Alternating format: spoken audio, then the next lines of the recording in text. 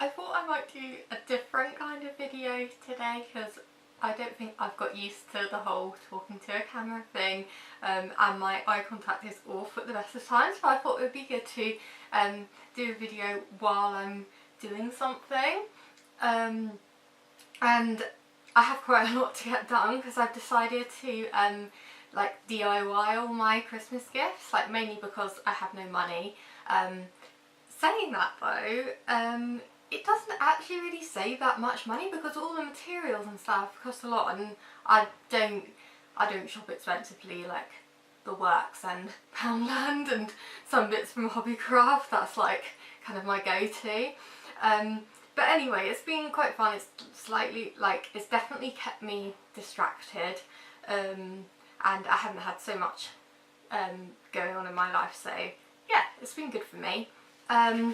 So yeah, I'm in the middle of like making my production line of glitter jars, which are going to be all like lit up with fairy lights. I've already made 6 that are finished, and then I've got like all of these here that you can see. So yeah, I'll get on with that, and I wanted to make a video just kind of saying a bit about my life over the past year, so you can find out a little bit more about me, and I don't know, maybe it's been quite an interesting year, so maybe some of what I've been through like might help someone else to hear about it. So anyway, yeah, I'm gonna start on the, trying to remember my colour scheme. Love ripping paper. Like, ripping paper is the best thing to do if you're feeling really stressed or angry. It might just be me, I don't know. So anyway, yeah, so life over the past year and a bit about me. It probably makes more sense to just give a bit of context, so like what kind of I've been doing for the past 5 years in life. So I'm 27. Don't always look it. There's some people who've said like I look 12. Except I'm quite tall, so don't know.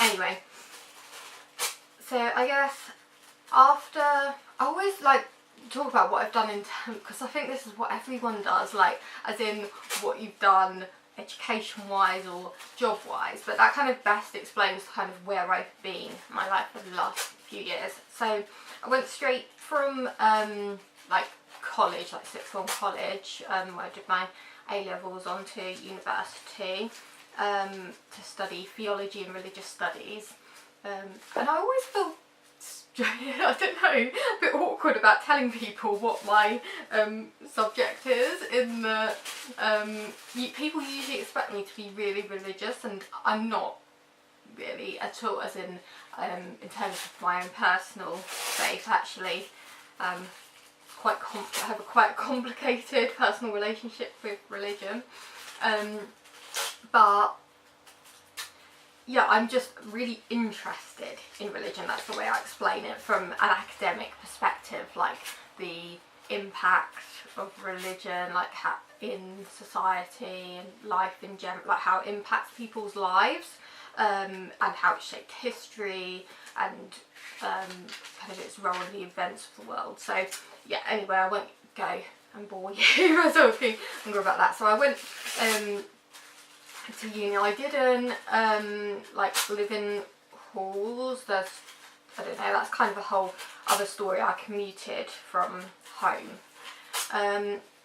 So after that, I left uni and I did a MA part-time in religion, politics and conflict resolution.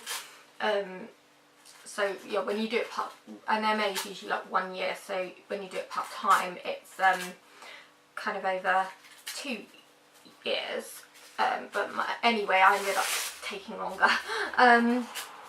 So I was doing that, and then in order to like fund my studies, I decided to start, well, I had to, didn't decide, I started working, and I worked as like a full-time learning support assistant or teaching assistant in a mainstream secondary school, and it was honestly like the best job ever. I absolutely adored my job.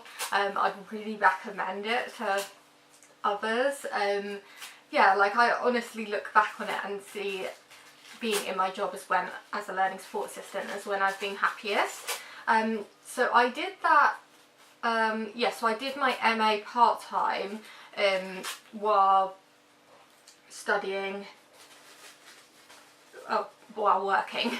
I'm getting distracted looking at all this.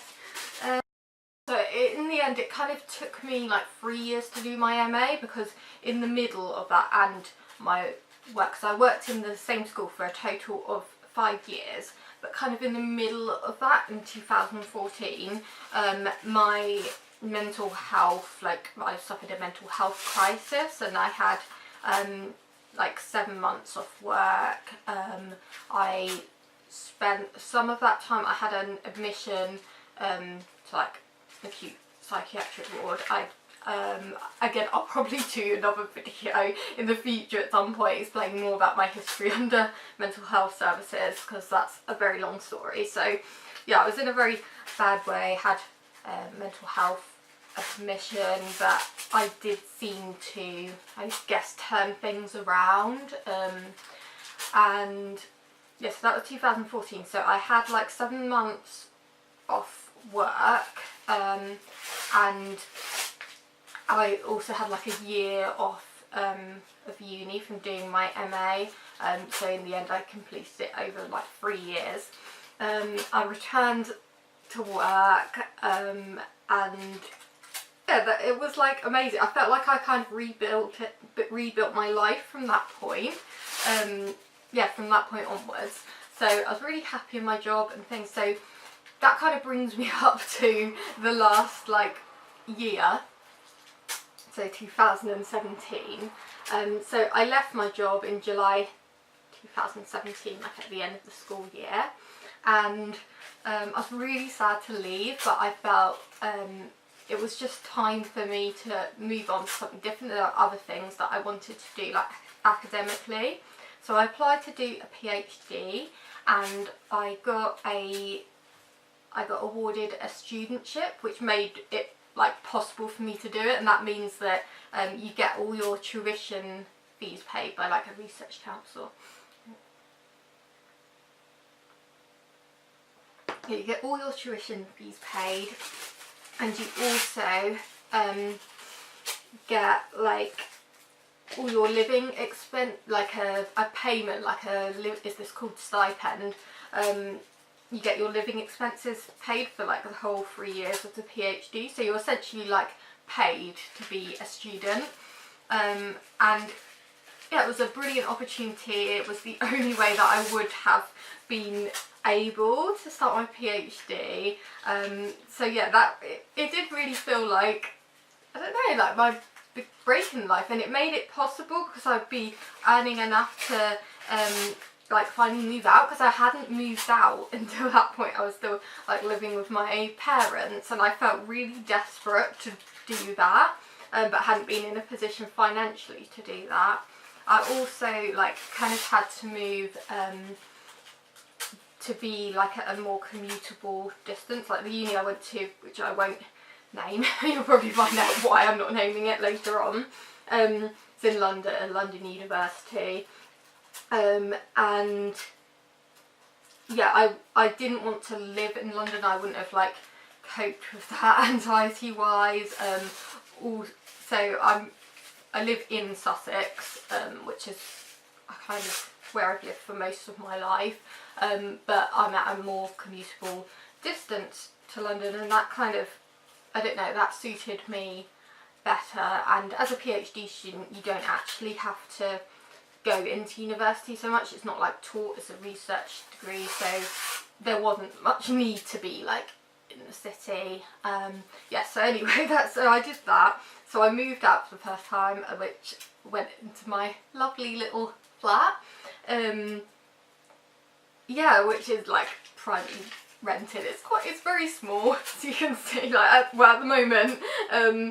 the whole living room floor is kind of covered in all, it's become like a craft fest.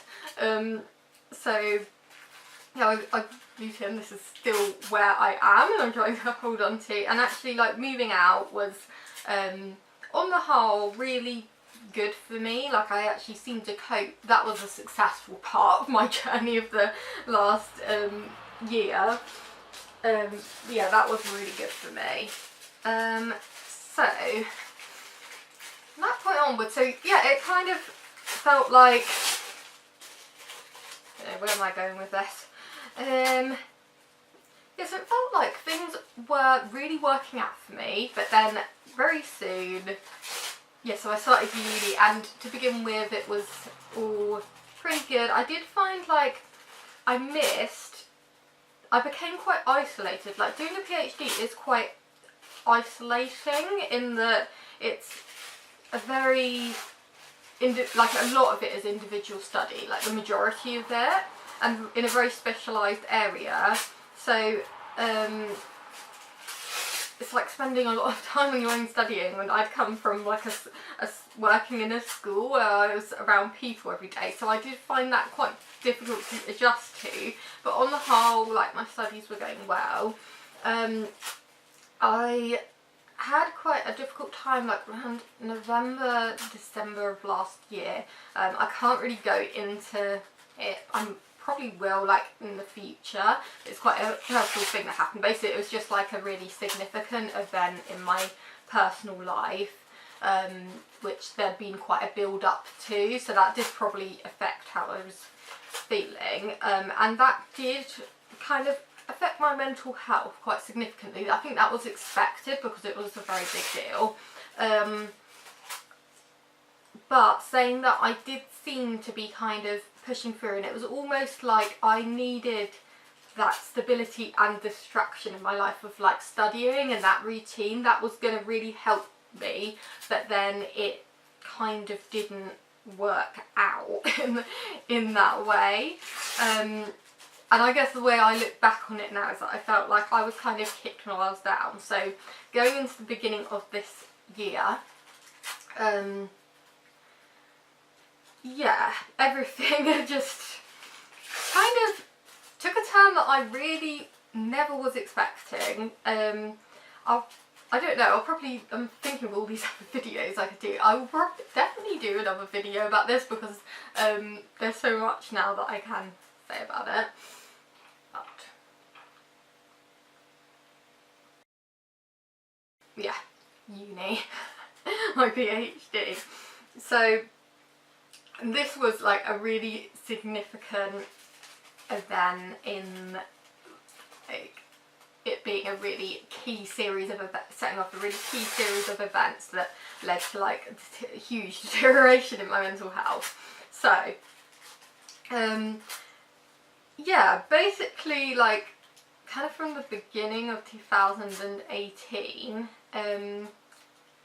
my relationship like with the department, like Theology and Religious Studies department at the university I was placed with, just completely broke down. Again, there's a lot I can say about this, and I could have a very long rant about it, but yeah, so I'm trying to think the best way to summarise this. Yeah, basically the main thing that has happened, it felt like kind of out of nowhere.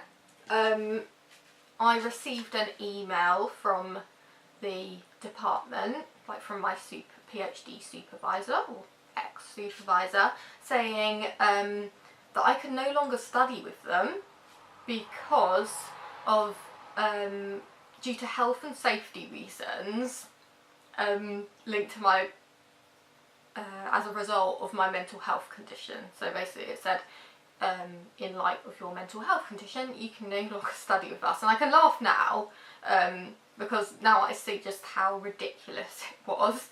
But it was devastating. I didn't see it coming in the, and just to put it briefly, like, I have like a long-term mental health condition kind of linked to complex trauma. I developed it in early childhood, so I've done all my previous studies before while suffering from it, done field work, everything like that. I also, like, when I applied to the university, I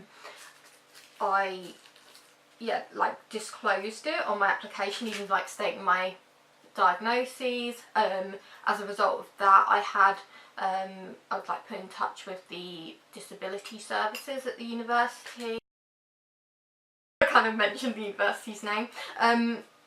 A inclusion plan was drawn up for me, so that, yeah, I could be like well supported and achieve academically as best I could. I had all this support put in place, amazing like technology, all of that kind of stuff, and yeah, so had all of that put in place, seemed to be kind of going well, and then out of nowhere that suddenly is brought up as an issue, and it was just awful. It kind of went from there, like from bad to worse, because they said, like, they basically gave me the impression that was the end of my journey with my PhD, when it wasn't, and it just led to like just a series of crap, really, in the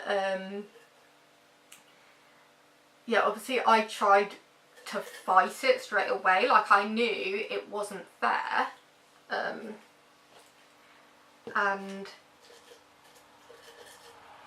yeah, and it wasn't like the end of my PhD, because as I said, I have like a studentship, so that still stood in place, because there were absolutely like no grounds. What it was all about is that they felt that I was, I'm trying to think, there's so many like things to do with it, I'm trying to think of the best way to explain it, but it was all over like their concerns about my ability to do field work, which again I have done before, and it was just about like them being willing to make reasonable adjustments to the method that I was going to use. It's all very complicated, but they weren't really willing to make those adjustments, and they made just like awful, ill-informed comments when I like tried to appeal the decision or to look for alternative options.